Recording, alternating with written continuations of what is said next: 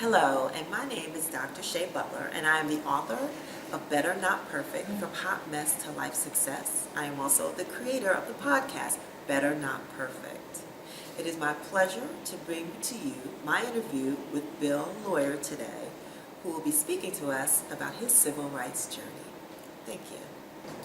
Hello, my name is Bill Leue. I'm a resident of Albany, New York, and I'm here to give an interview about events that happened in 1965 when I worked with Martin Luther King's SCLC organization with what was called at that time the SCOPE Project to try to do voter registration in the South. And that's my introduction. Well, it is truly a pleasure and a privilege, Bill, to spend this time with you today. We're going to jump right in, and I'm going to ask you, when and where were you born, and where did you live while you were growing up? Let's see, I was born in Boston, Massachusetts, 1944, and moved around quite a lot. We lived in Maine for the first three and a half years of my life.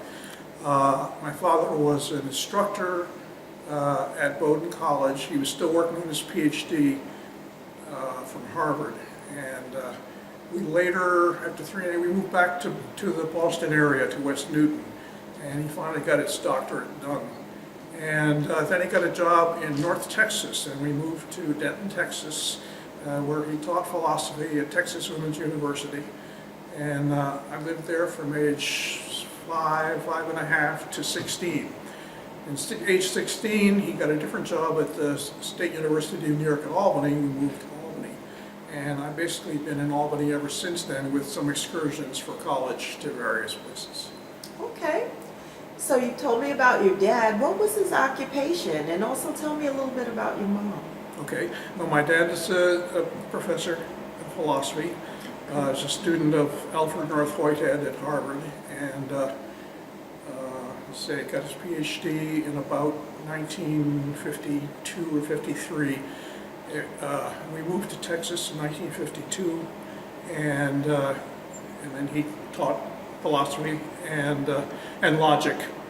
He had to be a jack of all trades. And this was at Texas Women's University, which is one of the two colleges in Denton. Denton also has North Texas University, Texas Women's University. So, and then he also taught philosophy at SUNY Albany starting in 1961 until his retirement.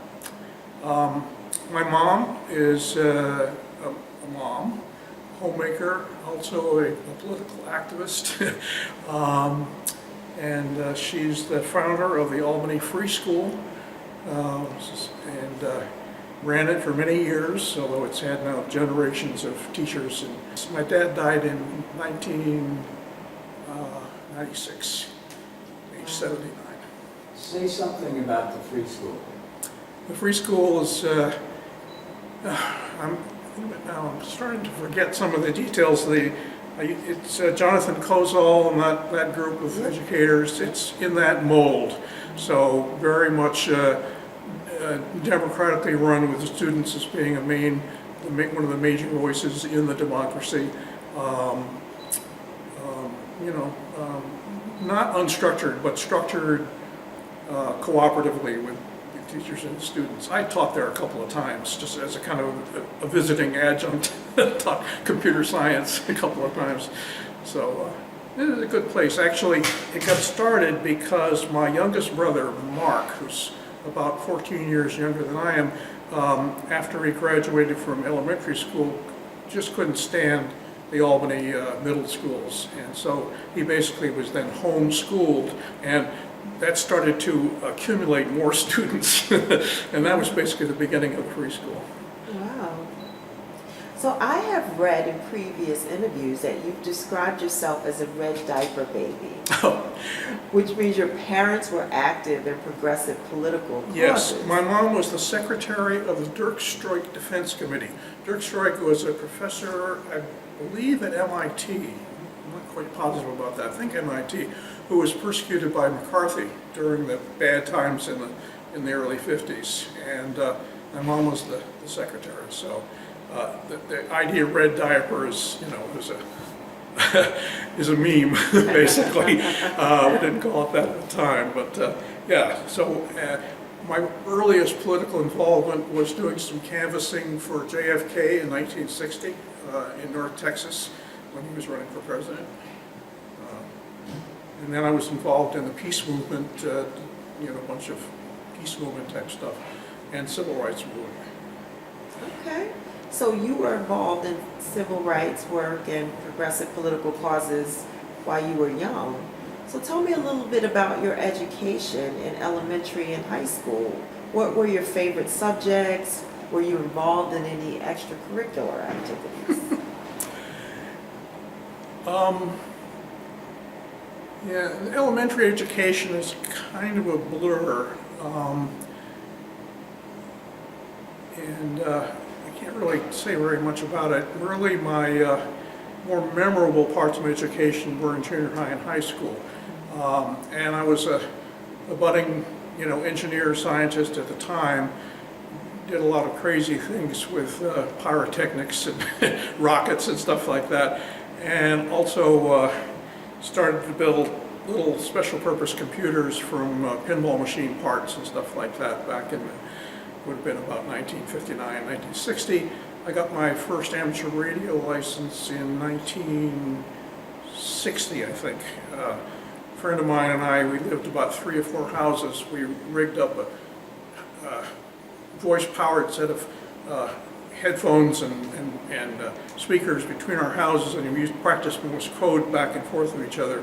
So we both got our novice licenses back then. So, Wow. so yeah, I was a nerd basically. So, and I still am. You are a radical nerd? Yeah. I'm still a nerd. Yeah. Still a radical. Unlike some of my friends who were radicals at the time who went the other way. So. Okay. So I know you attended college at Cornell and the University at Albany. Why did you transfer from Cornell to UAlbany? And then what you studied? In my mind, I think, well, it was a lot of things. I basically spent my freshman year majoring in learning how to play the guitar. I had placed out of a lot of the intro courses because of AP credit. And so I wasn't really working very hard. I took a lot of courses. I was in the engineering school, but I took a lot of courses that weren't engineering courses. I took a philosophy course and stuff like this. But really, I wasn't really paying that much attention to my coursework. And so I squeaked through with a B average the first semester, and then I changed my major from engineering to history, and then really dropped out, did really nothing for a year or so, and then started again at SUNY Albany, this time as an economics major, which is my undergraduate degree is actually in economics. So, and I think this is partly mixed. A mixed and confused idea of what I wanted to do, and partly just, immaturity.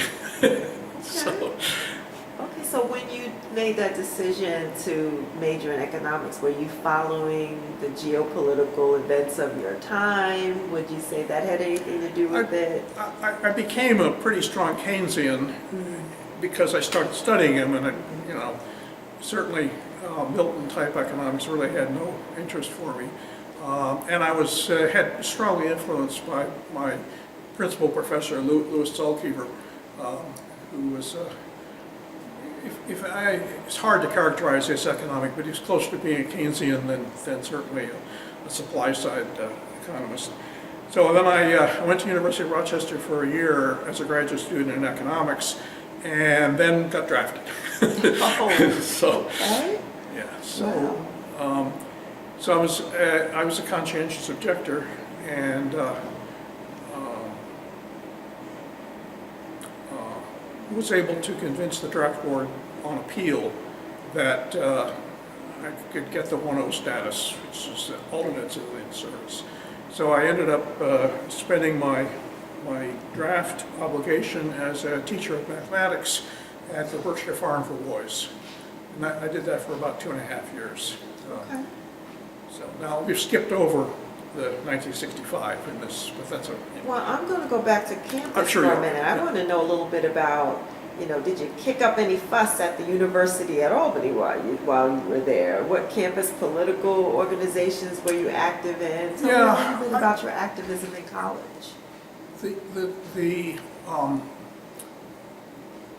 Certainly the years up to and including 1965 were dominated by civil rights and stuff. So I attended the March on Washington 1963, and did, various activities. And then the Scope Project, that was pretty close to a full year with fundraising and rallies and stuff like that. The actual trip to South Carolina. So let me ask you, Yeah. was there a group that went down to the march? Did you take a bus down with students, or did No, you we just took a go? bus. I'm sure there were quite a number of people from Albany. I just don't remember exactly who. I don't think either of my parents went, and I don't think any of my siblings did. But there were certainly plenty of people, and there were certainly people that I knew. I just don't remember their names. What was it like being there? Oh, it's fantastic. That was, it was the first time I had actually been face to face listening to Dr. King's rhetoric and his oration, and I was just spellbound by it. It was, and all his aides. I mean, Jose Williams spoke, John Lewis spoke. It was monumental, really. Wow. Yeah. Wow. So in the spring of 1965, you volunteered to spend the summer working with the Scope Project, Yes. sponsored by the Southern Christian Leadership Conference. Correct. How did you learn about this project, this opportunity, It and was- what attracted you? They did a good job of publicity. It was, it was widely advertised, and I don't remember exactly how I picked it up, but someone told me about it. It might have been Frank Snow, who was one of the campus ministers at SUNY Albany, good friend of ours. He eventually married my wife and I. So, yeah, and he was very interested in civil rights and active himself. But anyway, it seemed like, a great idea, and so a group of, just like-minded students got together and decided, to raise money to send. Nobody had yet committed themselves to go, but to raise money to enable somebody at least to go. And you engaged in fundraising activity. I saw a photo of you playing a guitar and Right.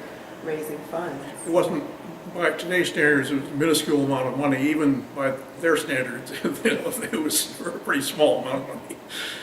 What was the feel on campus at that time? Were people supportive? Yes, that was actually, we got quite a good crowd at these fundraiser events, and there was, I would say in general, professors were supportive. It was a pretty good atmosphere in general. Yeah. That's good to know, since we share an alma mater, that the history of civil rights was strong here. I don't want to jump the gun, but this morphed into anti-war activism after summer of '65. As you know, that was when the big escalation started, also in summer of '65. And the same people, the same professors, who supported civil rights also supported the peace movement. So. Can you expound on, you mentioned because of Mississippi summer and Selma, Yeah. it helped us to activate us getting the civil rights bill. But I don't think most people understand what happened in Selma. Right. And I know somebody got killed in both of those, the three students. Right. And Well, the reverend, the union Right. reverend. It's just the civil rights movement is, the part that is, Just that- go back and Yeah. say, in Selma. yes, And right. then in Mississippi Yeah. for. So, yeah, I mean, it started really in Birmingham with the Birmingham bus boycott. And that was also headed by Dr. King. And, that was when really, our eyes got opened up by that stuff. I mean, pictures of, police dogs and fire hoses and stuff like this. And then, he kept going on it with the marches over the Edmund Pettus Bridge in Selma, and people getting beaten and what have you. The moral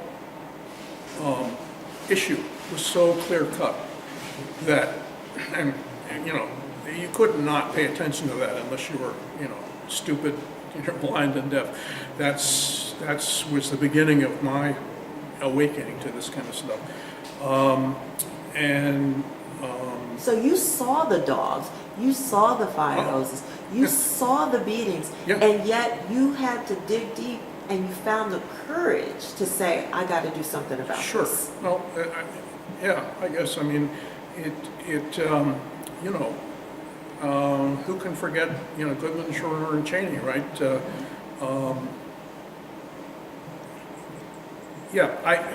I guess so. I don't feel courageous. so but it was, trying to say this in a way that makes sense. I can't see how any right-minded person could not see the moral imperative to do something. Now, not necessarily do something the way we did, but do something, in the voting booth, do something about, talking to people. If you just had to, I think. Otherwise, why are we there? I mean, And that's the truth of it. yeah. And you may not want to call yourself courageous, and that's understandable, but the actions that you took required a lot of courage. And when you're young, a lot of times it's sometimes easier to dig deeper and find that courage. Sure. Than when you have a mortgage, Yeah. a family, children, you're a little bit No, more it's the hesitant. right age to do that kind of stuff, definitely. And that you could see that in the people you worked with in Allendale. It's the young adults and the teenagers and sub-teenagers were the ones who were, gung-ho and were ready to do anything. And, you had to, the guidance you provided was in some sense kind of holding them back so they didn't get themselves in big trouble. But they were the force. So let's talk about the dangers involved in this. Working for civil rights in the South could be very dangerous. So how did your parents and friends feel about volunteering? My parents were uniformly and totally supportive. The danger never really loomed large in my mind. Once in a while, I think having had some experience and some kind of casual training in nonviolence through the peace movement had actually helped me come up with a way of dealing with it mentally, dealing with that kind of tension. As it turned out, the danger in South Carolina was relatively low. We weren't really subjected to more than kind of low-level and casual harassment during the entire time we were there. I think some of that was due to the wise decision by authorities in South Carolina to try to keep things cool. Do you know how they went about that? No, I don't, but I mean, it can't have been accidental.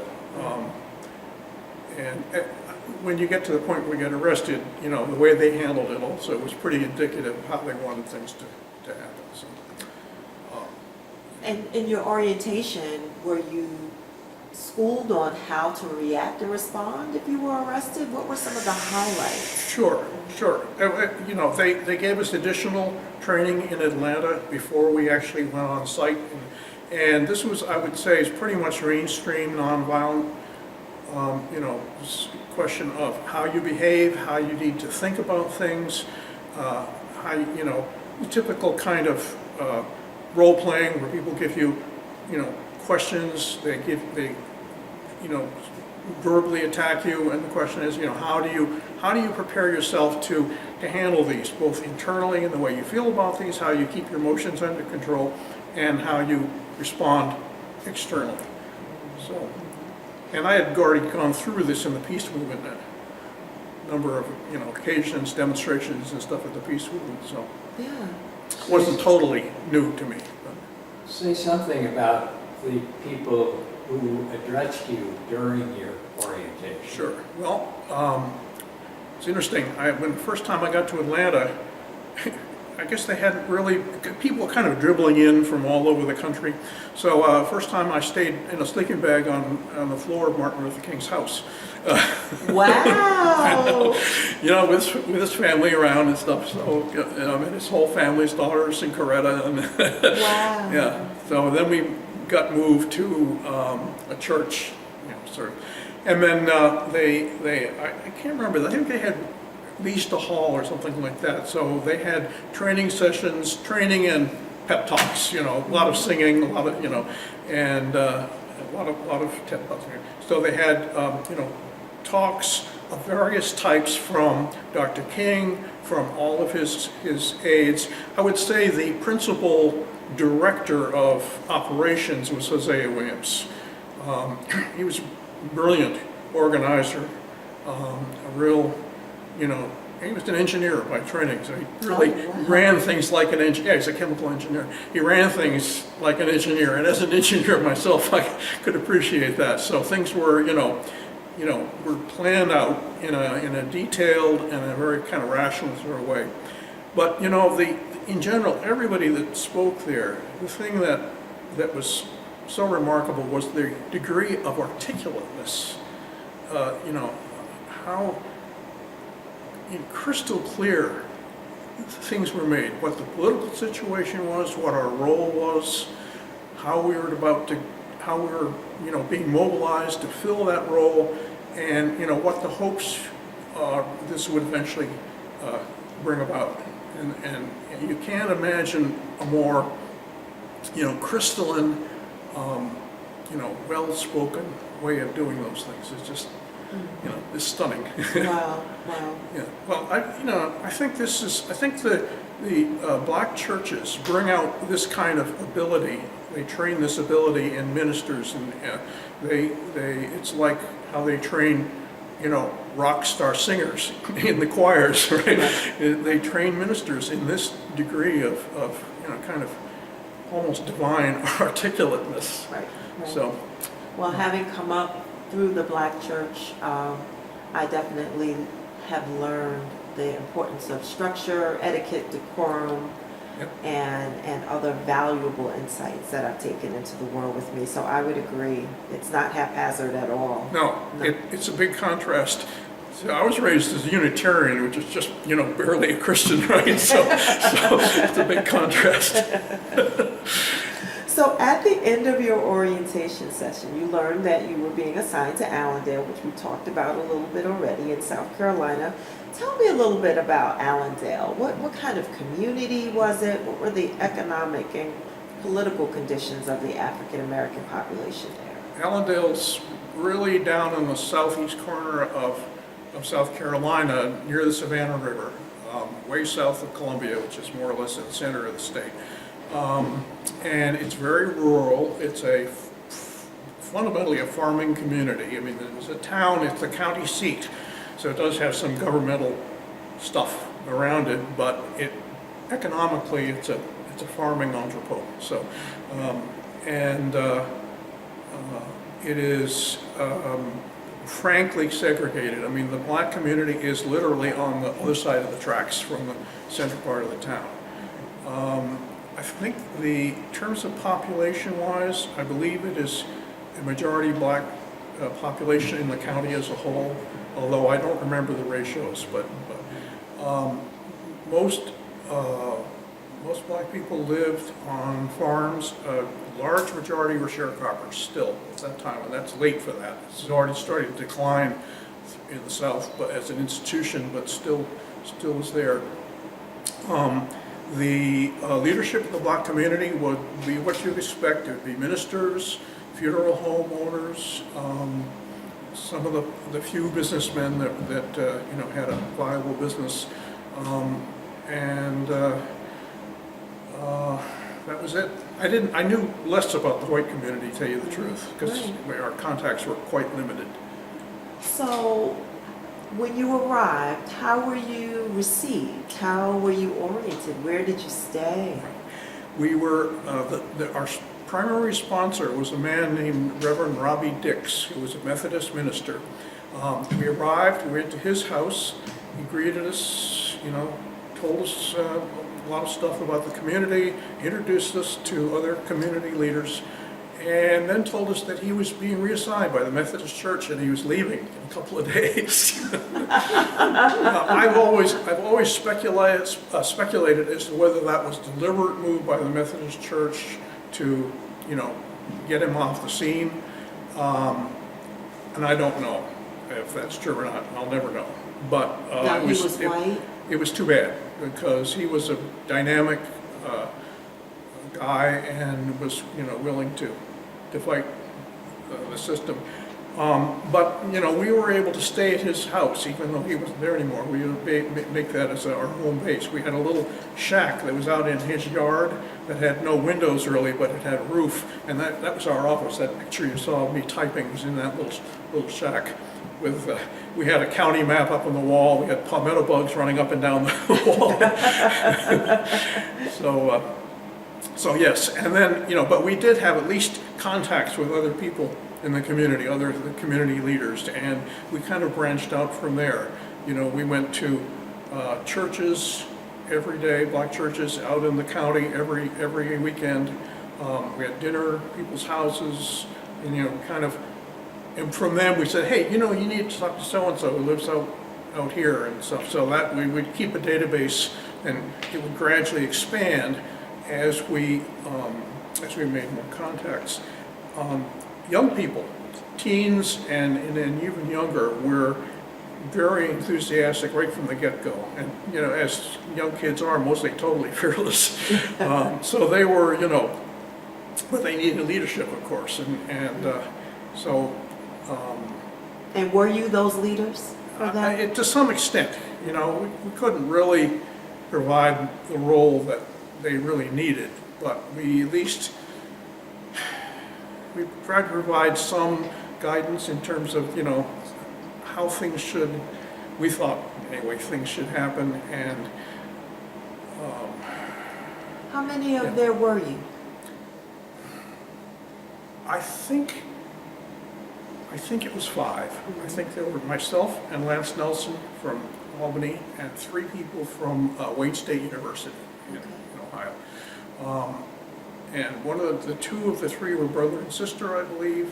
Again, now I'm starting to get kind of vague, and then, you know, names have. So Lance and I are the only people whose names I still remember. Right. I've actually been in contact in a very tentative way with Lance through the internet. He's a minister of some sort, but he and I were actually never really jibed, you know, never really developed a warm feeling for each other, even though we were, you know, partners in this and stuff, and we certainly worked together well, but on a person-to-person basis, I just think we were very different. Yeah, but you were about the same cause, and that's why you were... Yes, we were comrades in arms. I mean, Comrades in arms, that's a great way to put it, exactly. Lance was a high school student, wasn't he? He was. He had just graduated from high school, so Oh, yeah, okay. he was unusually sober and mature for his age. So. Wow, okay. Actually, he lives about a block away from where our house is now. So you get there, the person who brought you there, who was the leader, got reassigned, so he had to leave. So who was in charge? Well, we elected a group leader, which turned out to be Lance. Okay. You know, wasn't so? The high schooler? Yeah. Okay. So it was Yeah. democratic. We all, you know, Yeah. said, okay, who do we want to be lead? So that was, you know, and so Lance did a good job. I mean, Yeah. we were, you know, mostly it was just keeping track of our schedule and, you know, deciding, okay, what, you know, what are our goals, what steps do we want to take to meet those goals and stuff. And did you work with black leaders in the community? Yes, we did. Okay. Yeah, so that was crucial. Otherwise, we would have got no place, really. We wouldn't have any introductions, why would anybody want to trust us, these weirdos from the north? So yes, no, it was, they were the ones, and there was degrees of fear and involvement, and these people had plenty to lose if things went south, right? So they did what they could. Some of them did a lot more and some of them did less, but they were the keys to the whole operation. And how were you embraced by the white community, the residents that were there? Not at all. I mean, but it wasn't, there was a little bit of, drive-by catcalling and stuff like this, but basically it was arm's length. Okay. Essentially, we were on an island unto ourselves. So you already mentioned that the residents there, the black community, had a lot to lose working with you, from the leadership to those who were just among the mainstream. How did you go about persuading black residents to register to vote? Well, we first of all, we knew that what we were persuading was to try to register to register to vote. We didn't think there was really a lot of chance of them being able to, and that was proven out. So, but we said, this is, a moment in history. We hope the Civil Rights Bill is going to pass soon, and we need to do all we can to try to make that happen. And this is, the kind of publicity that we get and the kind of, overall pressure that Scope is putting on the powers that be in the South, and hopefully this will trickle up into Congress and move some votes. So, it's kind of an abstract argument, but they did understand, and some of them gave us better arguments too. They said, this is something we have to do for our community. I mean, we've been too long powerless, and we need to get power. I mean, they could see the moment in history too, probably more clearly than we could. Okay. So this was pre-Voting Rights Act, pre-Civil Rights Act. It So, wasn't passed until the fall. right. So in accordance with that timeline, what you spoke about, the methodological approach of the church, Yeah. really ties into this in terms of there was planning and structure even before the vote. It wasn't like wait for the vote, they get busy. No. I mean, they were, first place, the Civil Rights Act itself, the fact that it got introduced into Congress was because of things like Selma and Mississippi Summer and stuff like that. That was the moral impetus that had actually finally, turned into real politics. Right. So, and this was the same impetus, trying to keep the momentum going, so. Right. Well, within that activism, I understand that you were arrested while you were trying to support black voter registration. Talk to us a little bit about that. How did that happen? Right. What happened? How many of you were arrested? Sure. Well, there were, I believe, 2 days scheduled by the county for voter registration. So we got people who agreed to go voter registration. We accompanied them. We stayed in the courthouse for, 8 hours each of the 2 days. And a couple of people actually got in to the registrar's office, but no one was actually registered. And it was kind of more or less what was expected. We had meetings with our comrades from the community, mostly young people, trying to decide what we're going to do. And we decided that on the second day we were going to sit in and refuse to leave the courthouse when they closed up. And so it was a total of about 16 people who decided to commit themselves to be arrested. We knew that the consequence of refusing to leave would be arrested. So that's what we did, and we were arrested, went to jail overnight, and we were arrested, I think, on disorderly conduct or one of those silly charges. And SCLC bailed us out the next day. Were there 16 black and white, or? Both. Oh, yeah. Okay. It was, I believe it was all 5 of us, the white students, and the rest of them were all local teenagers from and teenagers in young 20s from the local community. So Were you all jailed together, or were you separate? they put the women in the downstairs cells, and the men were in the upstairs cells. So, Okay. well, we had a good time. Singing, teaching each other kind of lore. I learned how to cut a Coke bottle in half with a piece of string so you could put it against the wall and listen to what was going on. Wow. When you mentioned being put in jail, Yes, you said it was a group of blacks as well as whites, right? yes. Was the jail segregated? That's important. I'm sorry, was what? Were you separated from the blacks? No, we weren't separated by color. We were separated by gender. The women were put downstairs. We were in the drunk tank upstairs. How were you treated by the jailers? Oh, we were treated at all. We were just told to go in jail, and the arresting process itself was extremely orderly, polite. We were told we were under arrest. Said yes, we were all sitting down, and then we were escorted to cars or buses, I think, to take to jail. I don't remember. I don't even think we were fingerprinted. We were just sped into groups and put in cells. And this was quite a contrast, though, to what was going on in Birmingham Oh, yeah. and other places. This is the primary evidence I have of the fact that the South Carolina had decided prior to the action that they were going to keep things on a low-key basis, because otherwise things could have been different. Did your parents find out? How did they feel about your being arrested? I don't think they knew until after I was bailed out, because only overnight, one night. So, yeah. So, at the end of the summer, you left Allendale, you returned to Albany. Looking back, how do you feel about the success? Was the Allendale Summer Project successful?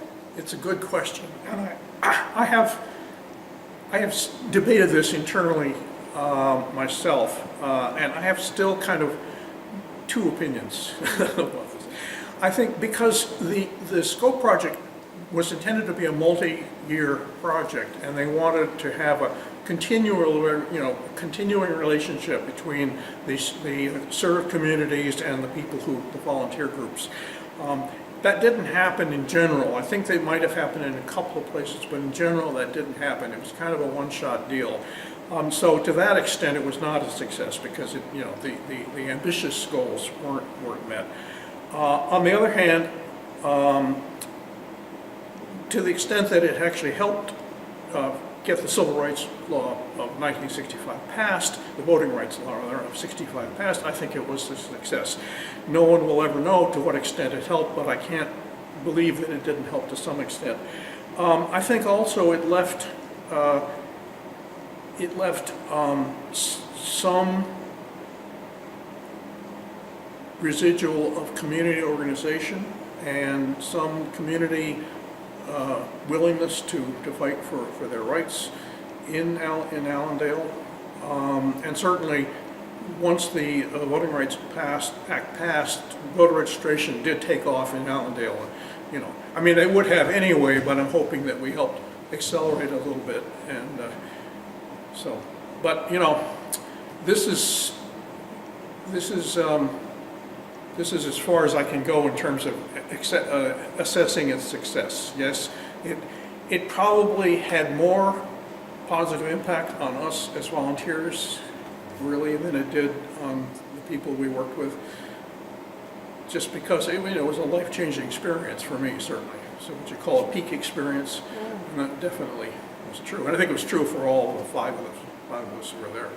So, did you continue your civil rights activism when you returned to Albany? Not explicitly. What happened was, at least for college students in Northeast is that the civil rights movement morphed into the anti-war movement because of what was going on in the world. As I said, the massive escalation of Vietnam conflict had started right in the summer of '65, in the spring actually, and continued at an accelerating rate all through '65, '66, '67. I think it was in the winter of '65 when Lyndon Johnson announced he wasn't going to run for president again because Vietnam had dragged him down politically so much so. And of course, Dr. King's famous speech on the war in Vietnam. Yes, yeah, he was, Dr. King was far-seeing enough to realize that that fight was the same fight, but not everybody agreed with that. And a lot of some civil rights leaders saw the war thing as a distraction, but I think everybody came to realize that it was actually more of a civil rights issue than almost anything else. I mean, who was fighting the war in Vietnam? It's largely black people, right? Anyway, I got involved in draft resistance. I was a draft resistance counselor. This was all, of course, because my own interaction with the draft was looming, coming up. Anyway, that's what happened. So how did that experience influence the direction of the next 50 plus years of your life? Yeah. Well, it certainly that the civil rights action was instrumental in my actually becoming a registered conscientious objector rather than either going to Vietnam or going to Canada or going to jail. Those are the three alternatives, basically. So that was influential. I certainly, unlike some of my friends from back then, my politics have remained pretty steadily left.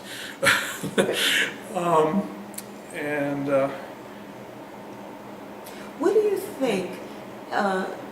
You served with this young group, and you've said that prior to our interview, you talked about some continue on a path of progressive politics and activism, and some leaning more right, going on a conservative path. What do you think might have, and I know it would all be a hypothesis, but what do you think were the differences that made people It's make a good different question. choices? This one particular friend, he and I were co-founders of the Students for Democratic Society chapter in SUNY Albany, and he became more or less a Trump Republican, and I'm like, my mind's still boggled. So I don't know. I can't imagine. But I mean, this happens to people sometimes. I think the person who nailed it the best was Joseph Heller in his book, The True Believer. So that is, he talks about, sort of fanaticism. Personal fanaticism is a more all-encompassing than fanaticism for the left or the right. So it's possible someone who feels like that can flip. Wow. But anyway, read the book. Yes, I will. Thank you for that. Yeah.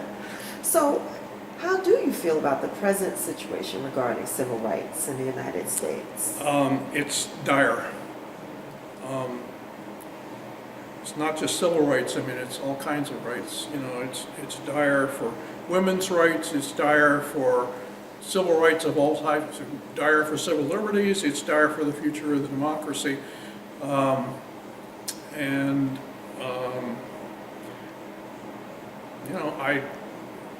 I at least, like to think of myself as, someone committed to rationality and scientific approaches to things, but that doesn't seem to be the way things are going. So, from your lessons learned, from that experience, those, 50 plus years ago, what advice would you give young white activists today who want to make a difference and advance racial justice in particular?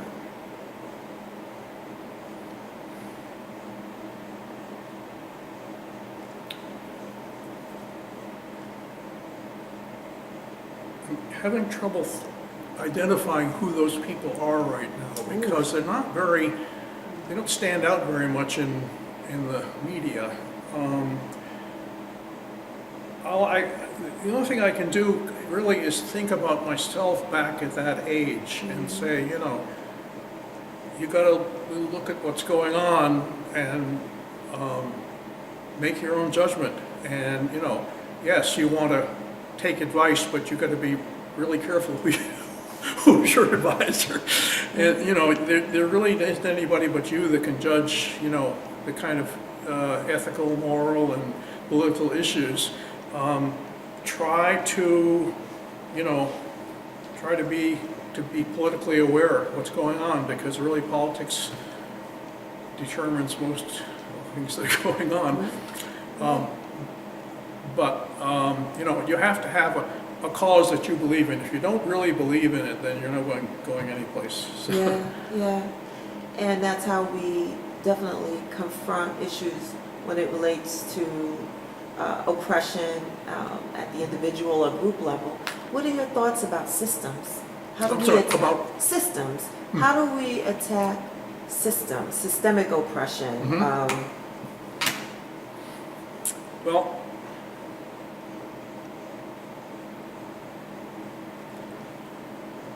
I think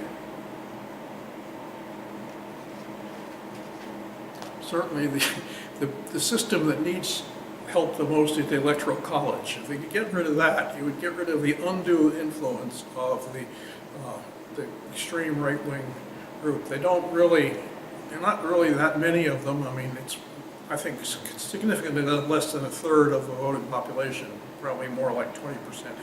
But they have a magnified influence because of the geographical and the influence on the political system. So that really needs to go.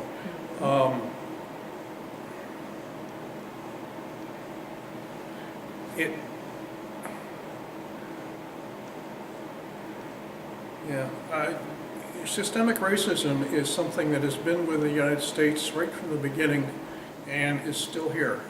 It's built into the system, it's built into people's souls. And you do see enlightenment here and there, but it still hasn't, raised that miasma from the country. It still is deeply embedded, and it's not just the South, it's embedded everywhere. You go in New York, you can go to any place almost and find it.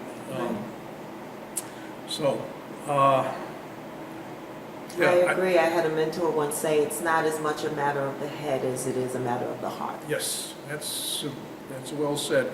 I've spent some time in different countries. I did quite a few trips to Japan and stuff like this. I don't think that this situation is unique to the United States. The United States has it's either the fortune or the misfortune, I'm not sure which. It has the situation of directly confronting it because of its history.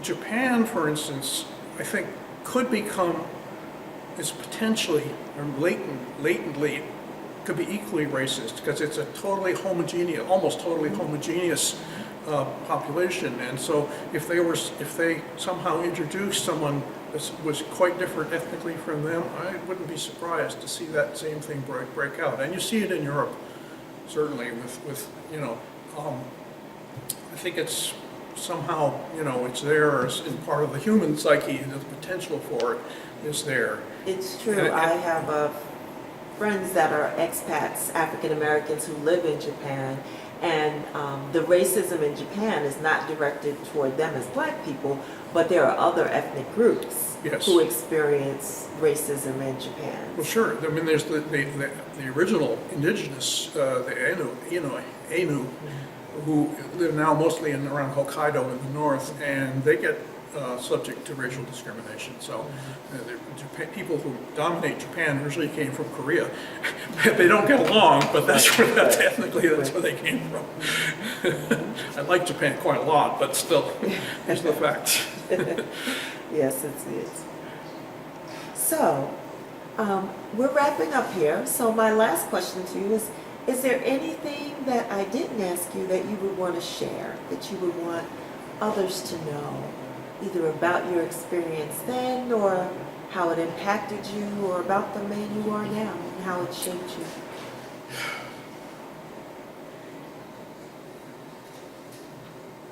I guess there's a little element of chagrin in me about how my history has been plotted. I'm partly an activist and partly an engineer, and the engineer part has come to dominate me. So I'm literally 99% engineer and only, a small percent of activist. And I think there's some regret there that I didn't keep that going.